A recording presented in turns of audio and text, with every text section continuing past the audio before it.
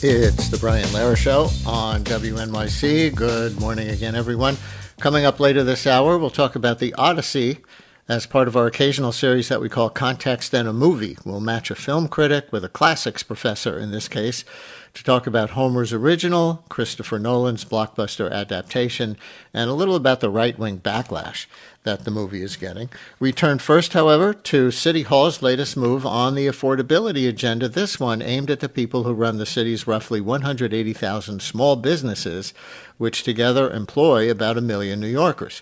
On Monday, Mayor Mamdani, joined by members of his administration, elected officials, and small business owners, gathered inside La Bodega in the Bronx to announce Open for Small Business, more than 50 regulatory reforms, some enacted by executive order on the spot, others needing help from City Council or from Albany. The plan touches restaurant letter grades, for example, outdoor dining, street vendor permits, barbershop licenses, even the rules for church bingo nights, believe it or not. And yes, it eliminates the separate permit a restaurant needs just to serve ice cream. What? Joining us now to walk through this is Kenny Minaya, Commissioner of the New York City Department of Small Business Services, obviously point person on a lot of this. Commissioner Minaya, thanks for some time. Welcome to WNYC. Of course, Brian. Thank you. Good morning. And listeners, small business owners, this one is for you. What was it like opening your shop in New York City or keeping it? Which permit, license, or inspection made you want to give up? Which city agency could not give you a straight answer or took 18 months to do so? The commissioner will hear your red tape complaints or proposals for reform, or you can even shout out a city worker who actually helped you get open or stay open. Tell those stories too. 212-433-WNYC, 212-433-9692. But mostly this is access for those of you who are small business owners to the Commissioner of the Department of Small Business Services, Kenny Minaya. Since this is your first time on the show as Commissioner, a little bit about you. We'll give you that platform. I see your parents have run a bakery in Inwood for 42 years, so you come from a small business family. That's right, Brian. What did you see growing up in that bakery that you're now trying to fix? Absolutely. So my parents' lived experience informs the way I approach the job, and one of the things I saw is my parents having to resort to the services of expediters, not because they wanted to. Expediters provide a service, but because they felt like they had to. They felt like they could not figure out the system on their own, and just plain got frustrated with the system and would rather pay to opt out of having to deal with it directly because it was too complicated for them, especially as immigrant business owners who are limited English proficient. Is that bakery still there, by the way? You may or may not know. I live in Inwood, so I do I'm know curious. You live in Inwood. The bakery is still in Inwood. And you don't want to say the name of it on the air? I do not want to say the name of it on the air. Okay. You'll tell us off the air, and I'll go buy a piece of cake. Absolutely. So your team and Deputy Mayor Julie Sue's office spent 6 months in roundtables with owners in all 5 boroughs, and the report says the fees themselves were not the main complaint, which some people might assume they would have been. So what are the biggest problems you heard about? Absolutely, Brian. And something I was surprised about, by way of background, I've been in city government for 10 years, mostly, and all of them at the Department of Consumer and Worker Protection. So I think I had a very kind of regulatory reform heavy mindset and thought that was the thing that was really plaguing folks. But when I spoke to business owners, it really came back down to the same handful of things. A high cost of commercial rent, high cost of utilities, increasing costs of liability insurance. Those are really the cost drivers that most concern them. And then added to that, they were concerned about city government, seeing city government not as a partner, but adding an additional burden by not being transparent with what's required of them to comply, by attacking on additional fines and fees. And that really was the source of their frustration and why they wanted, at a minimum, if you're not going to help me address these bigger cost drivers, help me with these other things that make it difficult for me to open and stay open as a small business in New York City. Our first caller does actually want to do the other thing that I invited them to do, which is to thank a city worker who helped them open a shop. Jacob in Brooklyn, you're on WNYC. Thank you for calling in. Hey, thank you. So, I called to get small business services, and they helped us, get an A for our house inspection. So I just wanted to thank. I believe his name was Kim. I don't. I had to go through my message just to double check, what his full name was, but his name was Kim, and he helped us get an A with the house inspection. Thank you. You're welcome. And he basically, he helped us get an A. So when the health inspector came in from the health department, he said they thought that we hired somebody to actually, help us get that A. They were surprised that, they said it was basically flawless. And, thankfully we got the A, and, business is slow, but, it's not a big deal. Jacob, I'm curious, what was involved? Because I think a lot of people who, just go to restaurants, they see those letter grades for health inspections, and they wonder, well, gee, is a B even safe? So, some people have a standard of A. What did you have to do to earn that A that city worker helped you with? All right. So they came in, they did an overview. They went over everything from A to Z on how to get an A. And we followed everything to the T. So, wipe, countertops, make sure everything's clean. You first come, first serve in terms of the product. Everything that we needed to do, we did. So everything he told us to do, we did. We got all the necessary permits. And, I just want to say thank you. That's one thing that I love about the city is that they made it so much easier. And, it just, brings me so much joy. Jacob, thank you. Thank you very much. Thank you for that call. We really appreciate it. Yeah, and I see that the centerpiece, or one of the centerpieces of this rollout, is the executive order the mayor signed Monday expanding what's called NYC Best, so that every business seeking to open gets a single client manager start to finish. Do you want to talk more about that? Absolutely. And Yaakov, his experience is directly with the NYC Best program. It's another service we offer, but let me start with the licensing and permitting piece. One of the things I heard about consistently from small business owners is, please, just give me a single point of contact. It is hard enough in New York City to try to open a business. But on top of that, now you want me to be ping-pong between agencies, go to this agency, go to that agency. Everybody has different requirements. This executive order speaks directly to that frustration. At SBS, we want to provide business owners seeking to open that single point of contact who can advise them on the permits that they need and help them submit their applications and avoid common pitfalls, because that's another frustration our small business owners deal with, that an application may have a ministerial error, and now that puts them at the back of the queue and it delays the time to open. The key is to try to get small businesses open as quickly as possible, and we think we can do that with the single point of contact at NYC Best, and that is the challenge the mayor has set forth for us. And on the health grades in particular, probably everybody listening has walked past a grade pending sign at one point or another, and your report says a restaurant that fixes its problems can wait close to a year with that sign in the window, unable to show customers that it has earned back its A. What's the fix? Well, the report addresses that as a staffing concern at the Department of Health and Mental Hygiene, DOHMH, which does these inspections, and making sure they have enough inspectors to be able to re-inspect those businesses so that they can get the A grade once they address the issues that were cited in the initial inspection. From SBS's perspective, Small Business Services, we want to make it so that everybody has the same experience as Yaakov, so that they have that A grade on the initial inspection. So one of the things the executive order calls for is for SBS to be more proactive and meet with business owners before a periodic inspection to ensure they have the information they need to come into compliance. We also offer that service by appointment, by scheduling. You just have to reach out to SBS at 888-SBS4NYC or visit nyc.gov/business. 212-433 WNYC, and somebody texted our number to ask, could we get some context about the permits? Why did owners need, for example, a separate permit for ice cream? Would help to really understand how things got this way. Is that a real fact? By the way, I was handed that fact, but is that true? That is separate a real permit fact. for ice cream? How come? Brian, I think that speaks directly to the issue we're facing. Laws and rules get passed, sometimes decades in the past, and they're not revisited. One of the things that this executive order challenges us to do in city government, it creates a whole of government working group so that we are continuously looking at the burdens we're placing on small business owners, so that we're continuously improving processes and continuously identifying reforms that need to be made.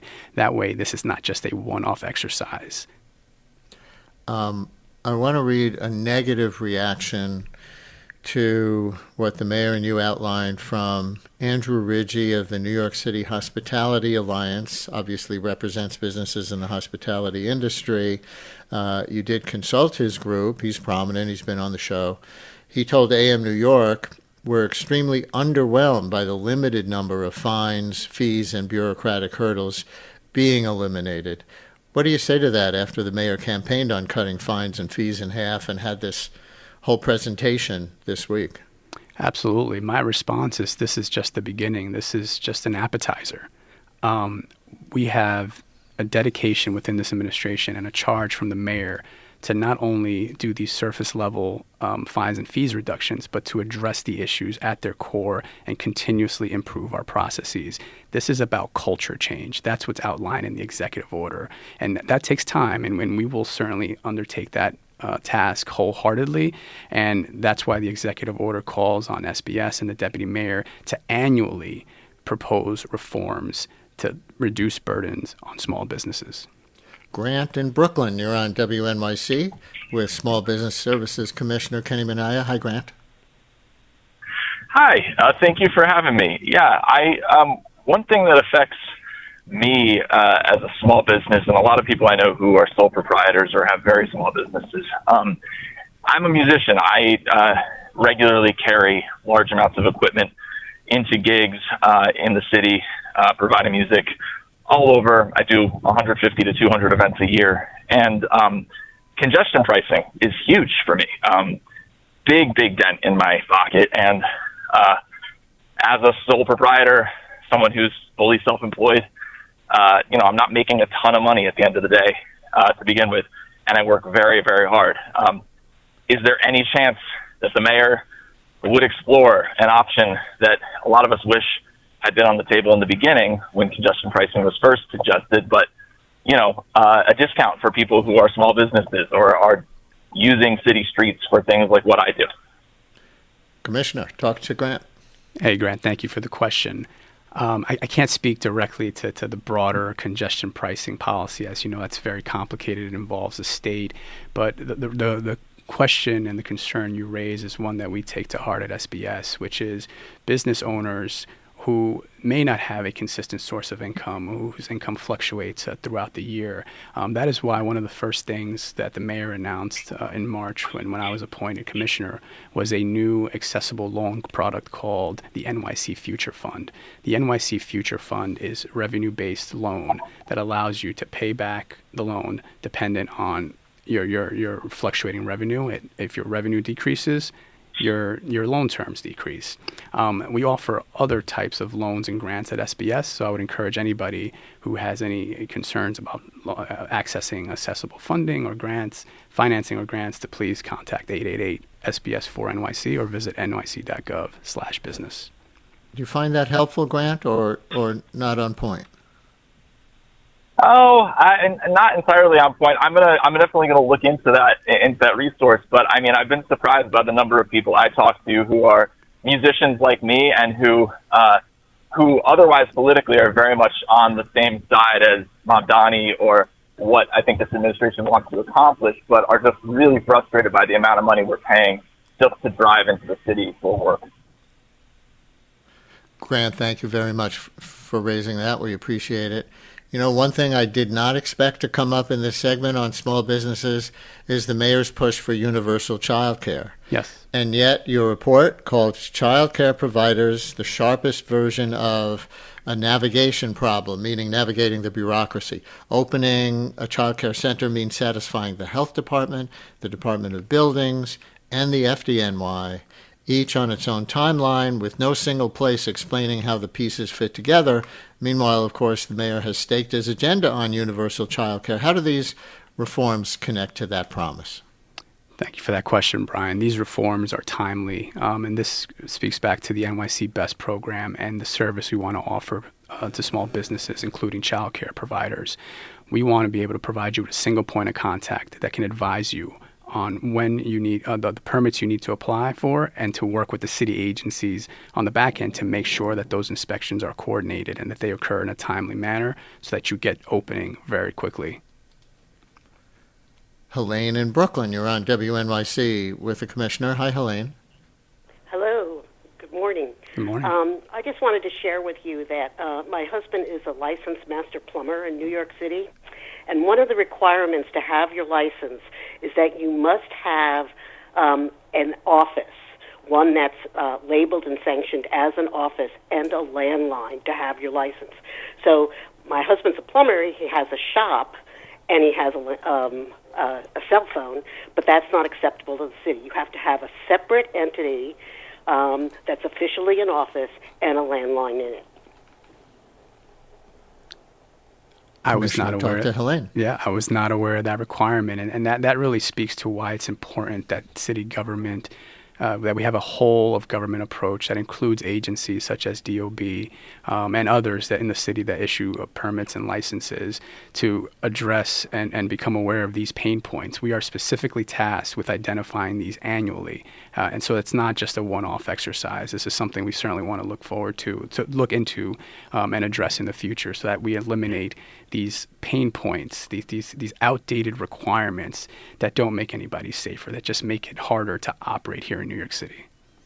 I want to acknowledge two more things before you go, and then we're going to talk about The Odyssey as a film and in the context of Homer's original and what it means for Western culture. We can do that in 20 minutes, right? But outdoor dining came up in your roundtables, I see, more than any other single issue.